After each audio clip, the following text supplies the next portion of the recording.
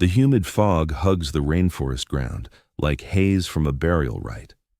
It's 2:47 a.m. on August 21, 1942, and the atmosphere over Guadalcanal carries hints of brine, decaying plants, and an undercurrent of tension. Expectation cuts keen as a dagger's tip. Captain Haruki Nishimura huddles behind a toppled palm trunk, its rough exterior still leaking resin from the U.S. shelling that splintered it earlier in the week. His hand follows the well-known contour of his Type 99 Arisaka rifle. 7 pounds of meticulous craftsmanship that has loyally aided the emperor from Manchuria across to the Philippines. The action glides effortlessly under his expert touch. Click-clack, the echo of Japanese armed prowess enduring for 4 decades. Nearby, 917 troops from Colonel Kona Ichiki's 28th Infantry Regiment wait in tense readiness, their Arisakas reflecting faintly in the dim light before dawn. These aren't novice fighters. They belong to the Sendai Division, battle-hardened experts who demolished Chinese defenses at Marco Polo Bridge and surged through Southeast Asia like a sacred gale. Every soldier bears the assurance of endless triumphs and the conviction that U.S. Marines, cut off and dispirited, will shatter against the unyielding might of Japanese resolve. Nishimura tightens his hold on the rifle's trusted grip. 5 cartridges loaded in the clip, another in the barrel, 6 opportunities to strike before cycling the action, refilling and resuming. Yet for a skilled shooter like him, those 6 discharges mean 6 foes eliminated. Such is the path of the Bushido fighter, favoring accuracy above sheer power. Cutting through the muggy haze drifts the low murmur of Colonel Ichiki's command. Keep in mind, these U.S. troops have been severed from supply for weeks. They're starved, terrified, likely scraping by on their final bullets. Scout reports confirm no backups, no prospects. By daybreak, we'll push them into the ocean. The strategy shines in its straightforward elegance. Storm over the shoal at the inlet these Marines dub Alligator Creek, an apt label for the spot where U.S. opposition will perish. Their bolt-action weapons, assuming any ammo remains, can't rival the coordinated volleys from Japanese seasoned hands. Nishimura's squad mates operate their Arisaka mechanisms with machine-like accuracy, unleashing targeted blasts that have routed all opponents before them. Still, an odd sensation lingers this evening. On the patrol the day prior, noises from the enemy lines seemed off-kilter. Not the crisp snap of expected bolt actions, but another pattern. An unfamiliar staccato beat that aligned with nothing in Japanese dossiers. Nishimura dismisses the doubt. Cowardice undermines the fighter's code. His Arisaka has proven steadfast every time. Dependable up to 500 meters, tough in tropical heat, proven in over a dozen operations. What armament could a handful of beleaguered U.S. Marines deploy that might challenge the onslaught of the Imperial forces? The signal ripples along the ranks in subdued tones. Get set for the advance. Yet as Captain Nishimura loads his initial cartridge, he's unaware. He's on the verge of facing an arm that will dismantle every assumption the Japanese forces hold about ground warfare and alter the Pacific theater's trajectory for good. How could he foresee that soon the roar of American ordnance would echo in his darkest dreams until his dying day? The self-assurance rippling among the Japanese lines rests on solid ground. It's rooted in a doctrine of strategy that has subdued vast swaths of Asia. For generations, Japanese armed theory has revolved around a single tenet, the dominance of the skilled rifleman against mere barrage intensity. Lieutenant Hiroshi Matsumoto, Ichiki's planning chief, had outlined the push mere hours before, using maps and sketches laid out on an improvised surface. The U.S. Marines carry the familiar bolt-action rifles we've encountered throughout, he noted, gesturing to recon images of M19903 Springfield models. Single discharge, cycle the bolt. Single discharge, cycle again. Their disciplined output matches ours in pace, but our resolve and strategic edge will crush them. This wasn't mere hubris from Japan. It reflected the hard truth of 4 years of unbroken success. At Marco Polo Bridge, Arisaka barrages had dismantled Chinese ranks. In the Philippines, they'd outperformed U.S. and Filipino holdouts wielding comparable bolt-action gear. The Type 99 Arisaka they wielded marked the peak of Japanese infantry weaponry. A firearm capable of consistent, pinpoint shooting when handled by troops drilled in martial discipline since youth. Sergeant Kenji Tanaka inspects his ammo belts once more, the fifth check. 120 rounds bundled in clips, each meticulously assembled by expert artisans in Osaka. His Type 99 Arisaka shines with that rich inky polish denoting superior alloys and exacting assembly. 7 pounds of imperial iron that has never stuttered, never faltered, never abandoned a devotee of the throne, Sergeant Tanaka murmurs to Private Yamamoto. Just 18, yet seasoned from the Bataan Peninsula. Island. The voices of the Americans carry a distinct tone compared to those of the Filipinos. Yesterday's shooting rhythms fell eerily quiet. Tanaka mutters in response, yet deep down he senses the anomaly as well. Back during the scouting mission at Coley Point, when Captain Brush's Marine Patrol sprung a trap on their team, the report of U.S. firearms deviated from what was anticipated. It wasn't the deliberate pop of bolt-action volleys, but a quicker cadence, a rhythm that stirred disquiet in his battle-hardened senses. Still, it must be insignificant. Reports from Intel were unambiguous. The U.S. Marines relied on the conventional M19903 Springfield rifles, the identical model in service since 1903. Bolt-action designs with 5-round clips, demanding hand-operated reloading after each discharge, mirroring their own Arisakas. The Americans could battle with fierce resolve, yet they were bound by the principles of machinery. Colonel Ichi strides through the ranks, exuding the assurance that propelled him across China, through Guam's capture, and via his string of triumphs in an illustrious record. At 44, he represents the pinnacle of Imperial Japanese soldiery, a strategist and fighter who has dissected every facet of contemporary combat and deemed the foes from America deficient. "Keep this in mind," he murmurs to his unit leaders, his tone hushed. "Our adversaries stand alone, disheartened, and short on resources. Their guns demand the identical hand-cranked mechanism as ours, yet they fall short in resolve, preparation, and Bushido essence. As we storm that shallow crossing, our sharper aim and indomitable resolve will crush their resistance swiftly." It's a strategy that's triumphed without flaw across 4 years of conflict. Imperial troops, drilled to unleash 15 deliberate shots per minute from bolt-action arms, have repeatedly bested opponents wielding comparable gear. The edge lay not solely in the firearm, it resided in the soldier wielding it. Japanese sharpshooters manipulated the action with clockwork efficiency while ensuring strikes landed precisely on target. Field analysis of seized U.S. M19903 Springfields reinforced this dominance. Those rifles proved sturdy, yet ordinary, bolt actions holding 5 rounds, fundamentally akin to arms Imperial units had overcome across Asia. Should the enemy possess hidden armaments, Imperial spies would have uncovered them long ago. Yet, as the clock edges closer to the attack, odd updates arrive from outposts tuned to the waves. U.S. chatter drifts over the lagoon in a calmer vein, less frantic than predicted. And those daytime echoes, bursts of gunfire in sequences that defied bolt-action cadence. Captain Nishimura struggles to suppress the mounting doubt. His Type 99 Arisaka stands as an exemplary tool, dependable, true-flying, potent enough to fell a foe at 400 meters in one hit. The 7.7mm round packs more punch than nearly any global counterpart. Imperial tactics emphasize deliberate shooting, shunning wild barrages, a single pull, a single casualty. The path of the samurai.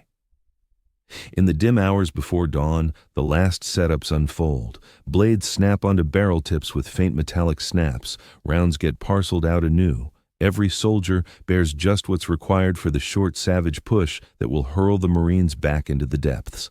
The Type 99 Arisakas sit charged and primed, actions locked over loaded chambers. In 10 minutes, the order ripples.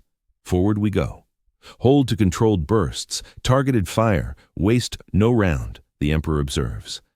As the column readies to shift, Sergeant Tanaka lingers on the peculiar noises from enemy lines the day prior. But doubtless, it's mere jitters. His Arisaka has always performed, and no Western force has ever rivaled Japanese precision. The strike team initiates its closing march to the inlet, 917 warriors equipped with the world's premier bolt-action rifles, buoyed by methods yielding endless successes, unaware they're on the brink of confronting an armament that will render their Arisakas as antiquated as katanas.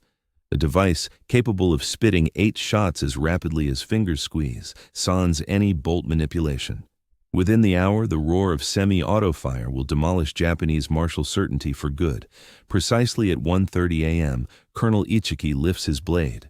The edge gleams in the fading star glow before overcast skies engulf them, and 917 Imperial soldiers charge ahead, convinced of yet another straightforward conquest. Captain Nishimura guides his platoon over the sandbar, his feet sloshing in knee-high shallows as the ebb exposes more ground.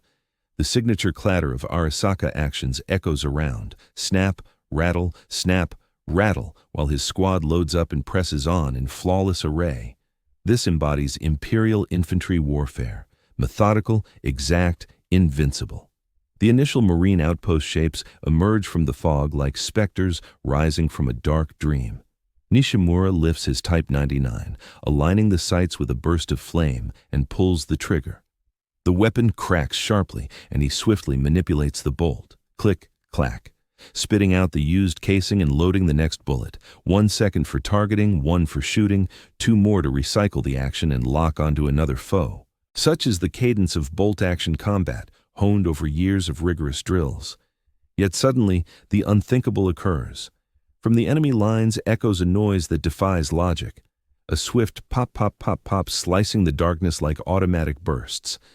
But this isn't machine gun chatter. It's far too disciplined, too accurate, too intimate. What could produce that racket? Nishimura yells to Sergeant Tanaka.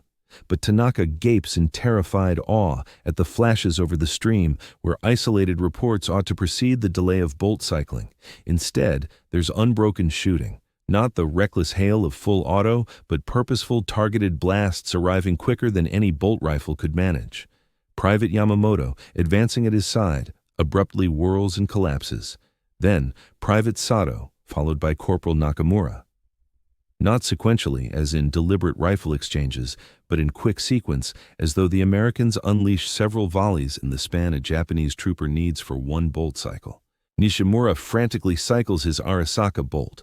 Click, clack, loads fresh ammo, targets, shoots. Yet during his full sequence he counts 8 separate reports from 1 U.S. spot right ahead.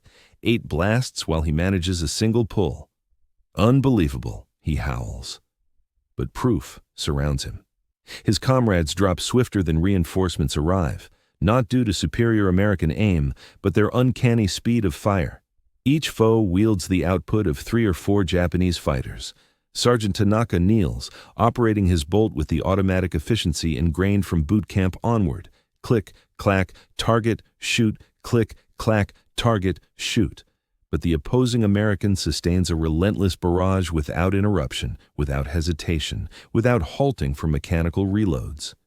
Those aren't bolt actions, Tanaka bellows amid the mounting turmoil, not Springfields. The truth strikes Captain Nishimura like a gut punch. The Yanks aren't relying on bolt rifles whatsoever. They're deploying semi-auto arms, weapons that discharge with every trigger squeeze, no bolt fiddling required. But that's absurd. Reports confirmed it. Americans used M19903 Springfield bolt actions, tech Japan had countered and bested for 4 years. How did they innovate and deploy a semi-auto without Imperial spies catching wind? The reply arrives via that signature ping piercing the fray, the telltale clink of an expended 8-round clip dumping from a U.S. gun. Yet before Nishimura grasps its import, fire resumes instantly as the Marine jams home a new clip and keeps pouring lead. 8 cartridges. The enemy totes rifles packing 8 rounds, unleashing them at trigger-pull pace. Nearby, the push crumbles. Soldiers drilled for decades in bolt-action dominance get cut down by Yanks blasting 3 times quicker. The edge that propelled the Imperial forces from triumph to triumph in Asia shatters under U.S. semi-auto might. Retreat, Nishimura roars, yet no retreat is viable. Colonel Ike, certain of a swift rout over shaken Marines, hurled his full strength into a direct charge over exposed terrain. Now the terrain turns slaughterhouse, raked by semi-auto streams, rendering Japanese bolt rifles obsolete museum pieces. Private Yamamoto, miraculously breathing despite a slug in his shoulder, lurches toward Nishimura. "Captain Sun, what manner of guns are those? They spit like machine guns, yet strike like precision rifles." Ere Nishimura replies, the Marine riposte launches. Reinforcements charge ahead, revealing the arms decimating his unit. They resemble standard rifles, shoulder-mounted, sighted firearms, but they deliver continuous volleys sans bolt delays. A lone Marine, scarcely past 20, carves through Nishimura's platoon with calculated efficiency. 8 rounds, ping, refresh. 8 more, ping, refresh. While Nishimura squeezes off 2 Arisaka shots, this solitary American delivers 16 deliberate hits. The arithmetic is crushing. Should every American unleash 8 rounds against every 3 from a Japanese? In just 8 rounds, 2,000 Marines equipped with semi-automatic rifles possess the equivalent firepower of 5,000 Japanese troops armed with bolt-action weapons. The 1st Marine Division isn't short on personnel. In fact, it's overpowering the whole Japanese attacking force. That's the noise of defeat. As Sergeant Tanaka bleeds out on the beach, he murmurs while hearing the quick bursts of American semi-automatic shots mowing down the remnants of their offensive. This marks the moment when our weapons turned outdated. By 5 a.m., with Marine tanks advancing over the sandbar and demolishing all in their way, the shift in battlefield tactics reaches its conclusion. Out of the 9,100 Japanese soldiers who surged forward across that sandbar, brimming with faith in their bolt-action rifles, merely 15 live to recount the story. Captain Nishimura, dragging himself through the waves with a gunshot wound in his leg, glances back at the devastation and grasps instantly what transpired. The Americans didn't merely secure a victory in combat. They rendered the Arisaka Type 99, the cornerstone of Japanese small arms production, useless on the tactical front in a single night. The semi-automatic rifle, known to the Americans as the M1 Garand, has forever altered the core equations of infantry warfare. Japan, burdened with factories churning out bolt-action rifles and a strategy centered on single-shot accuracy, finds itself waging World War II with tools from World War I. As dawn breaks over Guadalcanal, staining the shore crimson with the blood of the Ichiki Regiment, a grim reality emerges. Each Japanese infantryman in the Pacific now wields a rifle that shoots 3 times more slowly than the one held by his American foe. The broader consequences are immense. Should the Americans continue mass-producing semi-automatic rifles while Japan clings to bolt-action methods, every upcoming engagement will leave Japanese units outmatched by 3.1 in terms of firing power. The Arisaka rifle, intended as Japan's unbreakable foundation and a symbol of precise engineering, has swiftly transformed into its greatest vulnerability. The 15 survivors from the Ichiki Regiment, limping back to Taivu Point, bear not only injuries, but a profound insight that will rattle the foundations of the Japanese armed forces. Captain Nishimura, his leg wrapped in shreds of his uniform, huddles in the regimental medical post and struggles to convey the unbelievable to his superiors. They unleash 8 shots without needing to cycle the bolt. He insists for the 3rd time, aware of how absurd it appears. 8 shots, followed by a metallic ping, then another 8 shots right away. No hesitation, no manual action. The weapon discharges as rapidly as they squeeze the trigger. The intelligence staff share skeptical looks. Semi-automatic rifles remain conceptual tools, prototypes confined to labs and trial grounds.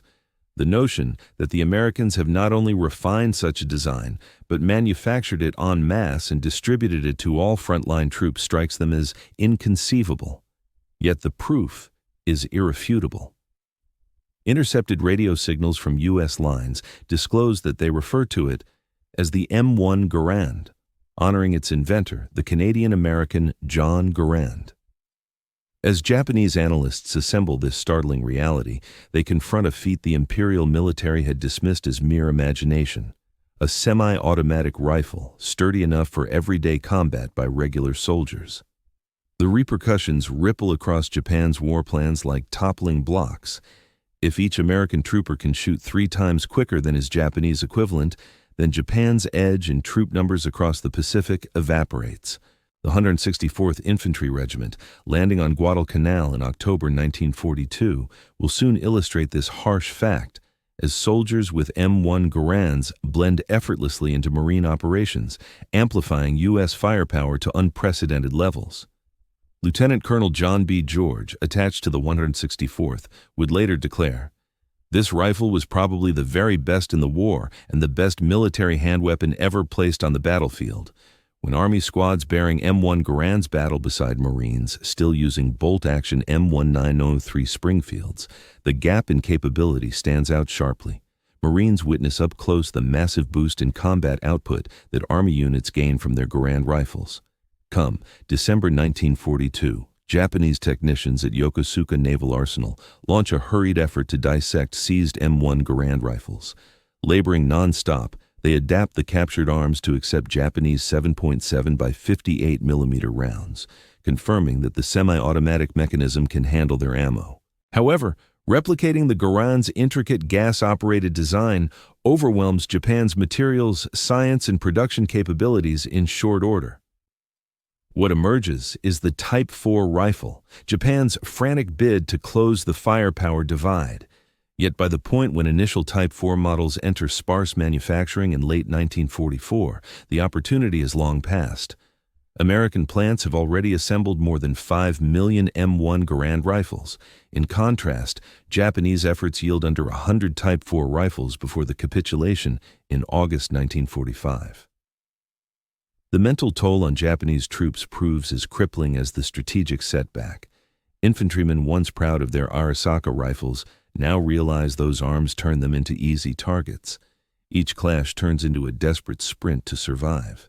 Japanese fighters cycle their actions in a frenzy as U.S. troops unleash a hail of quick shots, denying any chance for deliberate counterfire.